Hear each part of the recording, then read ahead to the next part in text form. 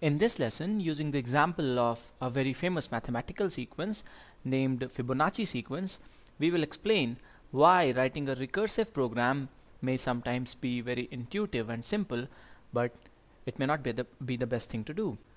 And the prerequisite for this lesson is that you should know about functions, and you should also know about the concept of recursion in programming. Now, Fibonacci sequence is defined by this particular recurrence relation. The first two elements in this sequence are 0 and 1, and all other elements are the sum of previous two elements. So the third element is 1 plus 0, which is 1, and then we go like 1 plus 1 2, 2 plus 1 3, and so on. So we can also say that this is f0 and this is f1, and f0 and f1 are calculated by this condition, and f2 onwards we calculate them by this particular recurrence relation.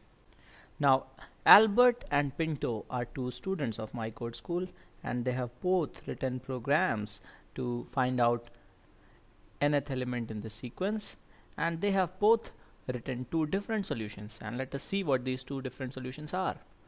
Albert writes a method fib that takes n as input and gives fn in this above sequence, and the program goes like, if n is less than or equal to 1, return n, else we will initialize two variables f1 to 0 and f2 to 1 and run a loop from 2 to n where I'll have a variable f that will calculate the sum of f1 and f2. f1 and f2 at any point in this loop will have the, or rather store the values of the previous two elements, and f at any stage in this loop will have the current element. Now we need to update f1 and f2, so f1 now will be f2 and f2 now will be f, and finally when we come out of this loop we can return f, and this gives us the pseudocode for Albert's implementation. Now Pinto also writes a method fib of n, but Pinto has recently learned recursion, and he says that hey, there is a lot more simpler method to solve this problem. So his program also goes like, if n is less than or equal to 1, return n, but else return fib of n minus 1 plus fib of n minus 2. So he writes a recursion, and this particular condition, if n is less than or equal to 1, is the base condition or the termination condition, so that the recursion does not go on endlessly.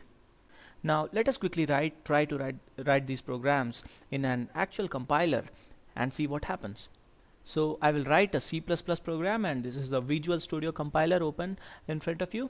So this is Albert's code, where he has written an iterative program where he is iterating through all fi's in a loop from 2 to n, and I'll come to the main method and have a variable n, and I'll ask the user to input an n. So I'll say, hey, give me an n, and I'll input this. I'll also have a variable result that will store the return from the function once we pass n, and I'll simply print the result. Now let us quickly run this program and see what happens. Now this says give me an n. Let's say I give n is equal to 6, and the output is 8, which is correct. Now I will run this again, and this time for an input 40, and this time the output is 102334155, which is a 9-digit number. Now let us write Pinto's implementation, and this time I'll modify this method. So I'll say that if n is less than or equal to 1, return n, else return fib of n minus 1 plus fib of n minus 2. And we could also write an else here, but that would be redundant. So let's run this and see what happens. So this time again, let's say we give the input 6 first, and this gives me 8, which is correct. And let's give n is equal to 40 again, and this is not finished yet, this is still executing, and I'm waiting, and this is still executing, and boom, it finally comes. So this gives me the correct result, but this time it takes a couple of seconds to give me the result. And why is it so? I thought recursion is good. Let us see.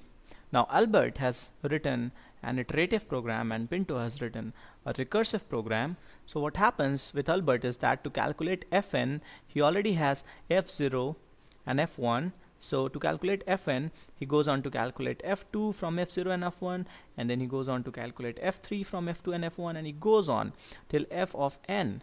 So he calculates each of these f2, f3 and fn exactly once. So for example, if he wants to calculate f5, he goes on building it like from f0 he goes to, sorry, he already has these two values f0 and f1. From here he goes to f2 and then to f3, f4 all the way till f5.